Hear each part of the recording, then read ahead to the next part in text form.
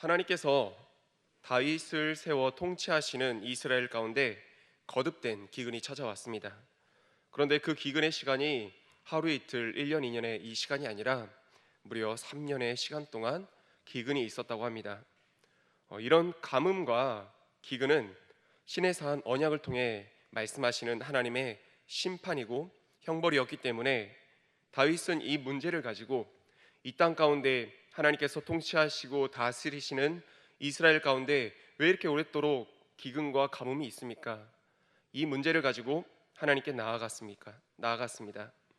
하나님께 나아와서 간구하는 기도하는 다윗에게 하나님은 친히 기근의 이유와 원인을 말씀해 주셨습니다. 본문의 1절에서 그 이유를 말해주고 있습니다. 이는 사울과 피를 흘린 그의 집으로 말미암음이니 그가 기브온 사람을 죽였음이니라 하시니라. 사울이 이스라엘 왕으로 통치하던 그때에 기브온 사람들을 죽인 이유로 인해서 이 3년의 가뭄과 기근이 임하게 되었다는 것입니다.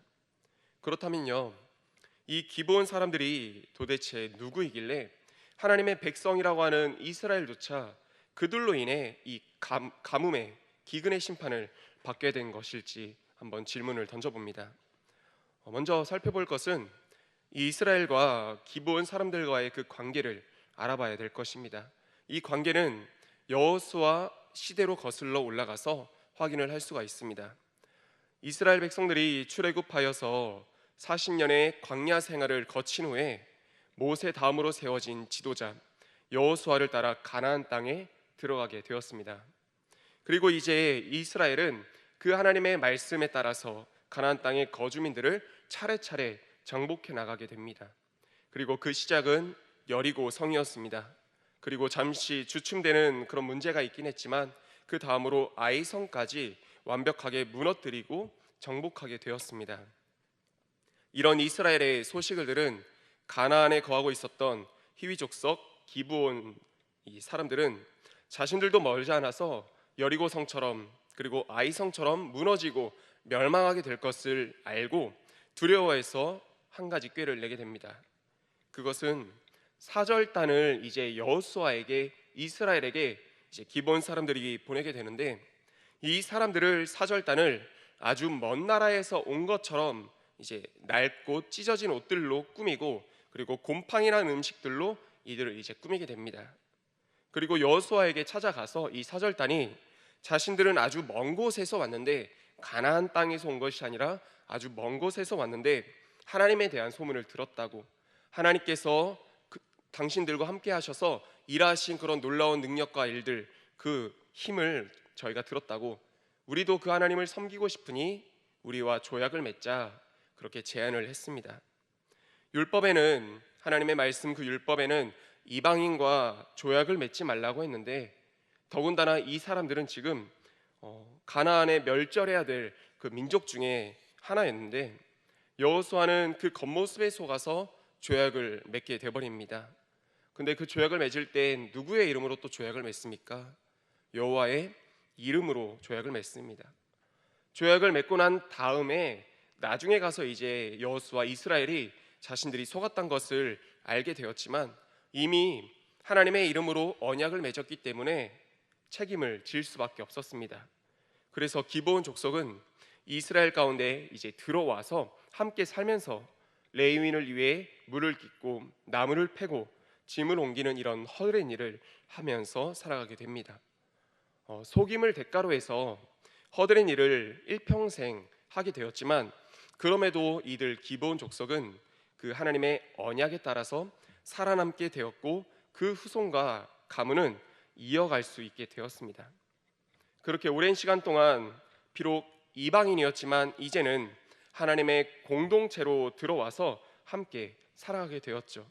그래서 그들도 마땅히 하나님의 사람들이라 부르기에 부족함이 없게 되었을 것입니다.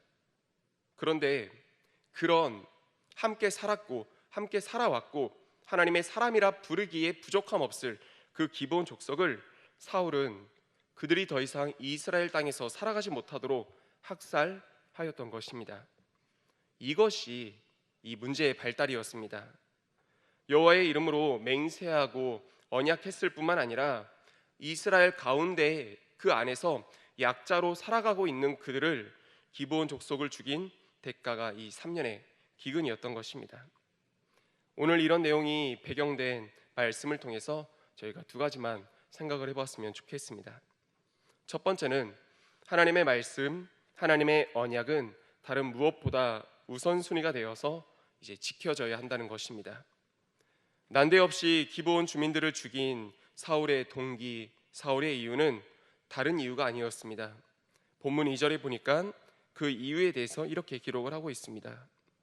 사울이 이스라엘과 유다 족속을 위하여 열심히 있음으로 그들을 죽이고자 하였더라.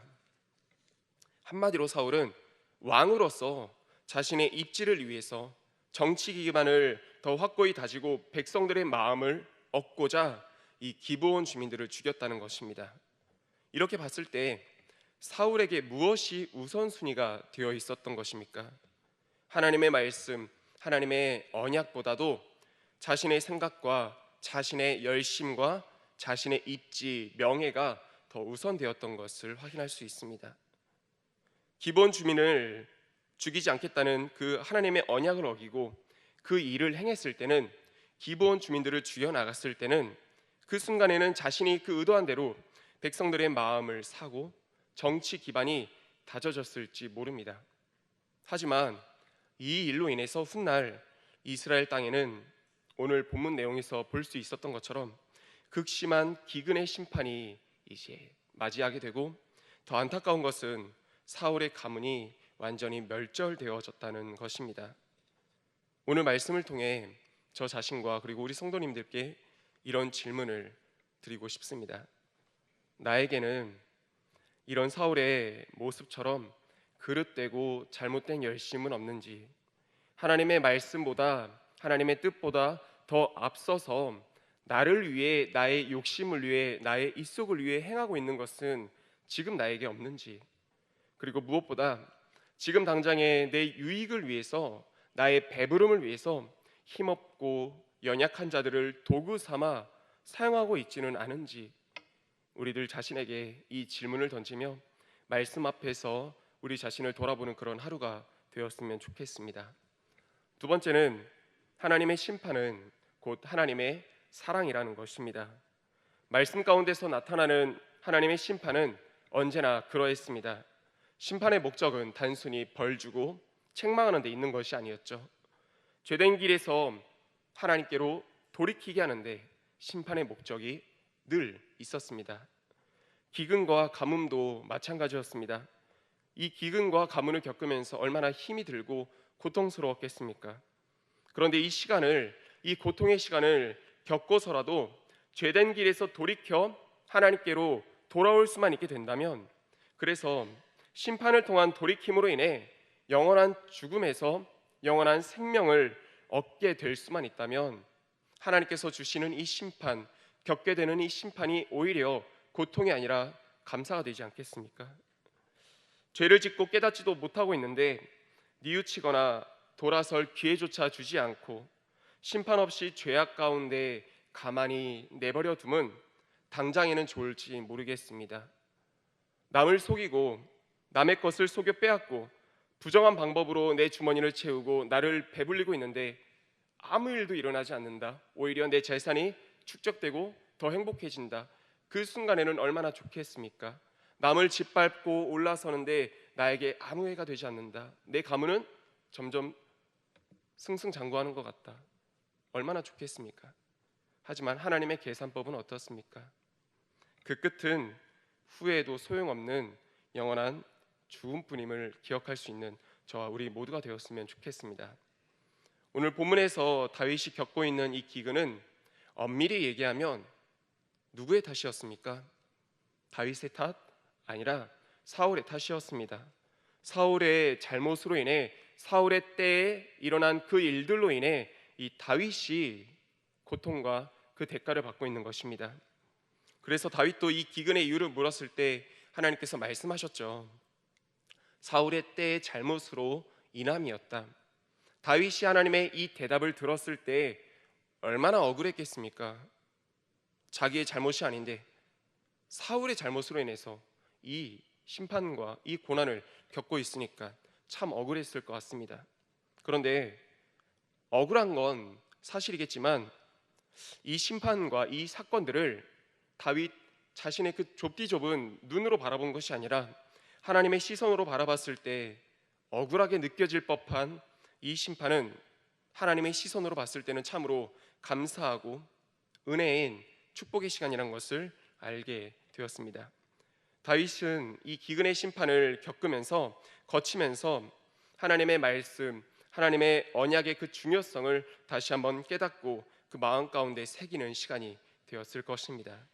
그리고 실제로 오늘 본문 14절의 이 말씀처럼 다윗조차 잊고 행하지 못하고 있었던 하나님의 언약을 이 심판의 사건들을 통해 깨닫게 되고 지킴으로 인해서 하나님께서 그 땅의 기도를, 그 민족의 기도를 들으시는 축복을 얻게 되어집니다. 다윗은 여호와의 이름으로 어떤 약속을 했었을까요? 사무엘상 24장에서 오늘 본문 14절에 대한 약속을 찾아볼 수가 있습니다. 사울이 다윗을 죽이려고 이렇게 한없이 쫓아다니다가 한순간 역전되는 상황이 왔었죠. 굴에 들어가서 볼일을 보는 사울을 죽일 수 있음에도 불구하고 옷자락만 베는 것으로 끝났던 그 상황, 그 사건이었습니다. 잠시 후에 사울이 그 사실을 알게 되었을 때 다윗이 자신을 죽일 수 있음에도 불구하고 선처했다는 것을 알게 되었을 때 사울은 다윗에게 이렇게 요청을 합니다. 사무엘상 24장 20절에서 21절의 말씀입니다. 사울이 이렇게 얘기를 합니다. 보라, 나는 네가 반드시 왕이 될 것을 알고 이스라엘 나라가 네 손에 견고히 설 것을 아노니 그런즉 너는 내 후손을 끊지 아니하며 내 아버지의 집에서 내 이름을 멸하지 아니할 것을 이제 여호와의 이름으로 내게 맹세하게 하니라. 여호와의 이름으로 한 이 맹세에 따라서 다윗은 요나단의 아들 무비보셋만큼은 남겨 사울의 후손이 끊어지지 않게 했습니다. 사울의 요청도 그리고 요나단의 요청도 동시에 들어주게 된 것이고, 또 사울의 두 번째 요청이었던 내 아버지의 집에서 내 이름을 멸하지 아니하게 해달라, 이 요청인데 이 말은 이런 뜻을 가지고 있다고 합니다. 죽어서 가족 묘실에 묻히게 해달라는 이런 뜻을 가지고 있다고 합니다. 사울이 앞전에 전투에서 죽고 난 후에 어떻게 처리가 되었습니까? 장사되거나 묻히거나 그렇게 된 것이 아니라 그 블레셋 사람들이 성벽에 메어 달게 되었고, 그리고 길르앗 야베스 사람들이 야밤에 그 다윗, 그 사울과 요나단의 시체를 가져다가 장사를 지냈다고, 그래서 여기까지 이렇게 나와 있었죠. 그렇게 가족의 묘실에 들어가지 못하고 있었던 사울과 요나단의 뼈를, 그래서 여호와의 이름으로 맹세한 사울과의 약속을 지키지 못하고 있었을 때 그 뼈를 어떻게 처리하지 못하고 있었으니까요. 그래서 하나님께서는 오늘 다윗에게 이 본문의 사건을 통해서 그때 했던 그 약속을 기억하고 실행하게 하심으로 여호와의 이름으로 한 약속을 이루도록 하셨습니다. 14절의 말씀을 함께 읽어보도록 하겠습니다. 읽겠습니다. 시작. 사울과 그의 아들 요나단의 뼈와 함께 모두 왕의 명령을 따라 행하니라. 그 후에야 하나님이 그 땅을 위한 기도를 들으시니라. 아멘. 말씀을 정리하겠습니다. 다윗은 사울의 잘못으로 인한 심판을 대신 감당했을 때 억울했을지도 모르지만 이내 이 모든 일은 하나님의 축복이었음을 깨닫게 됩니다. 하지만 사울은 안타깝게도 이 축복을 받아 누리지 못했습니다. 애초 자신의 의에 따라서, 자신의 열심에 따라서 그 하나님의 말씀을 어기고 기브온 사람들을 죽였을 그때, 그 순간에 하나님께서는 사울에게 아무 일도 행하지 아니하셨습니다. 질책도 없으셨고요, 심판도 없으셨습니다. 대신 백성들의 환호 소리만 사울에게 들릴 뿐이었습니다. 사울은 철저한 하나님의 무관심에 내버림을 당했습니다. 그리고 결국 가문이 몰락하게 되는 길을 걷게 되었습니다. 저와 우리 성도님들께 하나님의 말씀과 필요하다면 때론 질책과 심판까지도 함께 했으면 좋겠습니다.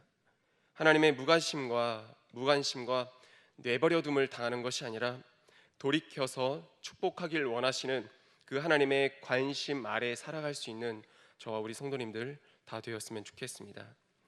오늘 우리에게 주신 이 하나님의 말씀에 따라서 나의 열심이 아니라 하나님의 말씀대로 살고, 무관심에서 오는 하나님의 무관심으로부터 오는 안락과 풍요를 누리면서 사는 것이 아니라 하나님의 사랑과 관심 아래 거룩히 구별되어 사는 저희 모두가 되었으면 좋겠습니다. 그리고 무엇보다 어제 주일 허락하신 그 말씀을 기억하시면서 하나님께 더욱 가까이 나아가는 그런 삶을 살아갈 수 있는 저와 우리 성도님들, 그런 오늘 하루가 되기를 우리 주님의 이름으로 축원드립니다. 함께 기도하겠습니다. 이 시간 기도할 때 오늘 말씀을 기억하며, 하나님, 나의 열심이 아니라 나의 욕심이 아니라 하나님의 말씀에 따라 살게 하여 주시옵소서. 또한 하나님의 무관심에서 사는 것이 아니라 하나님의 사랑과 하나님의 관심 아래 살아갈 수 있는 그런 복된 인생 될 수 있게 해달라고, 그리고 철저히 하나님만 바라보며 하나님께 가까이 나아가는 그런 복된 삶을 살아갈 수 있는 오늘 하루 다 될 수 있게 해달라고 우리 다 함께 주여 한번 외치고 통성으로 기도하겠습니다.